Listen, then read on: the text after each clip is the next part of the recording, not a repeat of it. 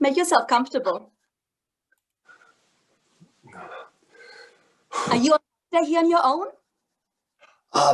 I have been visiting friends in Spanish Wells. So I'm going home to Edinburgh tomorrow. Yes, I am on my own. I lost my wife last year. Oh, you lost your wife. Sorry to hear that. Well, I'm ahead of you. I lost my husband 20 years ago. But I have 10 husbands now. 10? Yes, but they're all different. One of my husbands is a black Bahamian guy, Khalid. The only thing I do with him is go dancing. He's 25. Whoa, a boy toy. But we dance so well together. We are like one person. I have another one, Jamie. He likes cooking. He's much older than me, but we like eating together. And oh yes, I have another one, Lars, who is young and strong. If I need to go up in the attic or move something heavy, he comes over. And I have another one, Carlos. He's about my age. I only go swimming with him. Oh, so you are not actually married to any of them? Oh, no. No. None of them live with me. They do everything husbands might do, but split into different men. You know, my dead husband, Gary, he was a nice guy, but I would always have to tell him to get off his fat ass to do some of the jobs that he didn't like doing. And he never, ever took me dancing, which I love. Did you get lonely when you lost your husband? A bit. But now I can do whatever I like, when I like. You get what I mean? Often, Gary and I would sit together in the same room, watching TV all night. I didn't really want to do that, but I had to, It's that kind of loneliness, isn't it? I suppose it is, yeah. Oh.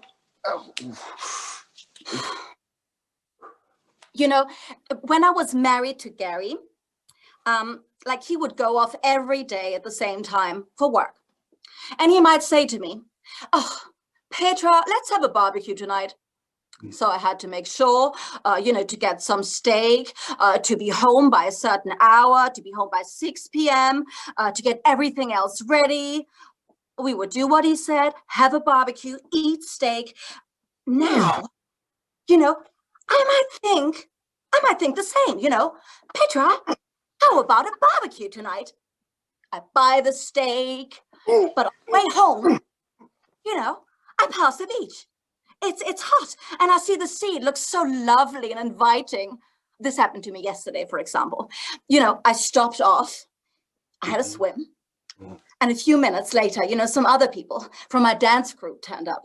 Bobby, Maria, Khalid. It was lovely. Yeah. Stood in the warm sea, chatted for an hour as the sun went down. It was just so lovely. And Bobby suggested a glass of wine in the beach bar. Some tappers appeared. It was enough for me. I got home at 10 p.m. instead of 6 p.m. Well, the steak is still in my cooler bag. I will not have it tonight. But, since Gary died, I've got a new freedom. Do you see what I mean? Yes, I see what you mean. You said you met your dancing friends. Do you do shows?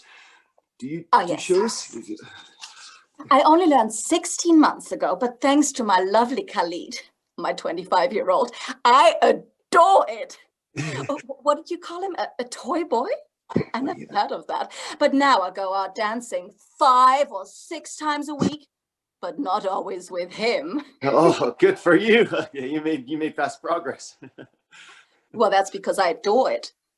I love to do sexy dances like the tango or some of the Caribbean dances, where you're so stuck together, belly to belly.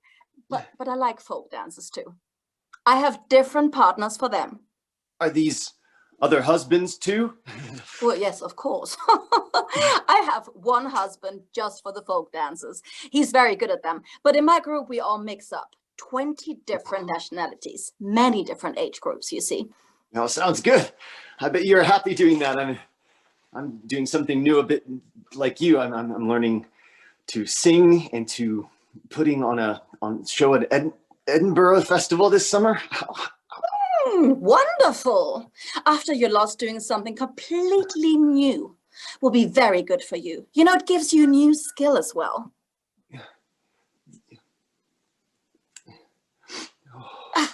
Yeah. I right for me, you know, but Khalid told me, take a deep breath. Say to yourself, fright, I know you are there, but I have you under control. Yes, it's the same for me. It's nothing like I've ever done before. Sometimes my mind goes blank. I completely forget the words of a song, though I know it very well. Anyways, yeah. How did you get into massage? Well, when Gary died, he didn't leave me much, well, except lots of debts. So I set off on my own, you know. I chose massage because I like people and I like to touch, you see. I'm a big hugger. People need to have physical contact, you know. It's good for you. And how has it gone? Well, good. One of my clients was Sean Connery. I'm completely distraught he passed away. You know, he lived just down the road and I massaged him about 40 times. I'm so sad about the news. Oh God! Did you know he came from Edinburgh, where I moved to? I mean, he started out there as a milkman. No, I didn't know that. Yeah. He was such a great guy. And you know what? He introduced me to Steven Spielberg. He came to Nassau on the yacht. So I went on board as the resident masseuse. And one time, his guests were Michael Douglas and Catherine Zeta-Jones. So I massaged them too. Wow, that must have been exciting. Well, not really, you know, they're no different than anyone else. I treat everyone like my cousin. Ooh, how do you mean? Like you would treat your cousin, no? Friendly, but not as familiar as your brother or sister. That's how I treated them. That is how I everybody. Your cousin, like your cousin, like your cousin.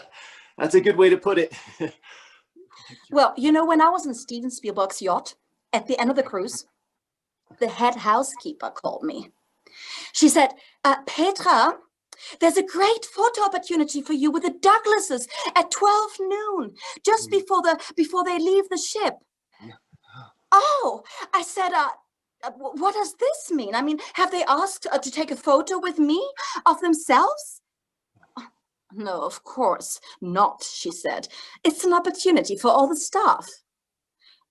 Well, I said, well, if they haven't asked for a photo with me, why should I want a photo with them?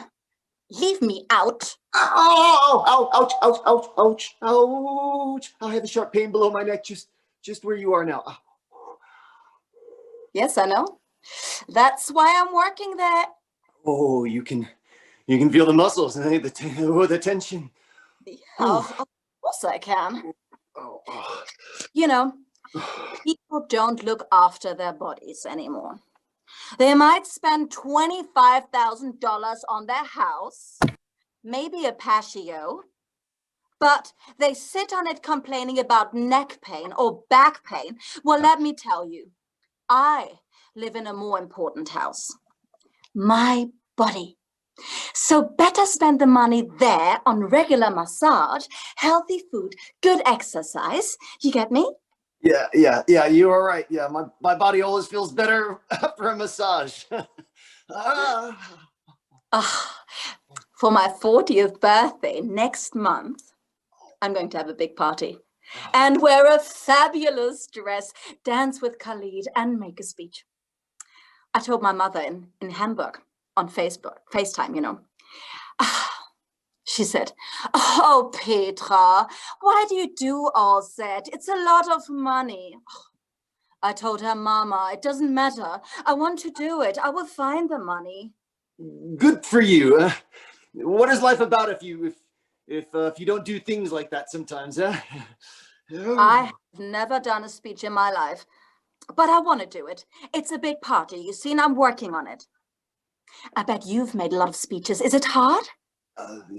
Yes, I have. I have gotten better over the years, I think, but it can be terrifying. I go to a speakers club in Edinburgh. Oh, what have you learned there? Have a massage, a message. I mean, a message. Have a message. Maybe both would be good. Keep No? your speech. Yeah, keep your speech short. Keep it simple. Go slowly. Go slowly, please. Please pause to let the audience take in the big points. Keep eye contact, of course, and yeah, you'll be fine. Yeah. Oh. That's very helpful. You know, I'm still scared of doing the speech, though. But I will practice in the mirror with Khalid, of course.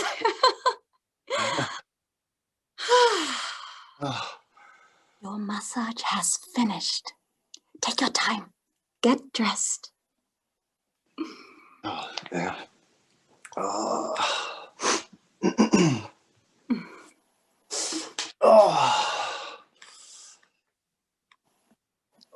Thank you. Thank you, Peter. Oh, that was great. I feel good. Let me see. 2 massages this morning, lunch, a siesta, 2 massages this afternoon. Practice my speech and then dance all night.